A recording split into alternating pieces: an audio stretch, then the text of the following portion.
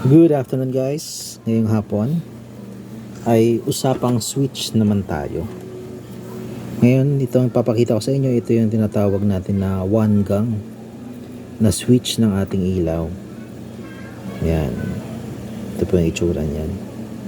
Kung may switch kayo. Tapos ito naman yung plate ng ating switch ng ilaw natin. I-install natin siya dyan mamaya. Papakita ko sa inyo. Tapos ito naman yung cover niya na one gang. Isa lang yung butas niya. Tapos paano nga ba natin malalaman kung nasaan yung pinaka-capacity nito?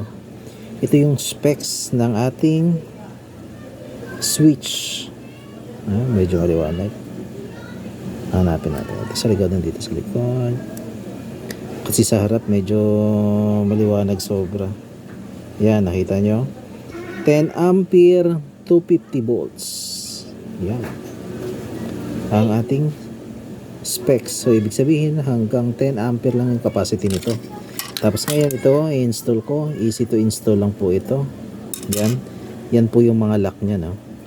Yan, mga lock nya. Ito po. Tapos ilalagay nyo lang po dyan. Yan, lock nya. Tapos ito, itutulak lang siya, papasok. Yun, ayos na kaagad. Yan, okay na. Yung lock natin, yan, ganyan po kasimple, mga ka-DIY. Yan, yan o. Easy to install. Tapos ngayon, ilalagay naman natin ang cover ng ating ilaw. Switch ng ating ilaw, yung cover nya. Yung lock naman nito, ito po yung mga lock nya. Yan.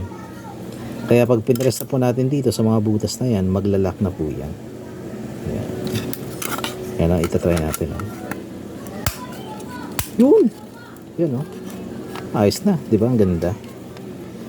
Tapos ngayon sa pagkakabit naman natin ng wire dito, pag switch ng ating ilaw, ito yun, tusukan na po yun ng ilaw, mga DIY. Kailangan po kasi dyan yung ating pagbabalat ng ating wire. Ito po yan. May sukatan. Yun. Ito po yung sukatan yan. Mga ka-DIY yan. Yung pagbabalat niyan, yan, ganyan. Kailangan dyan, yun yung sukat. Yan o. Yan. Tingnan niyo po siya. Tapos pag nag-install po nito, tusok lang. Tusok lang siya.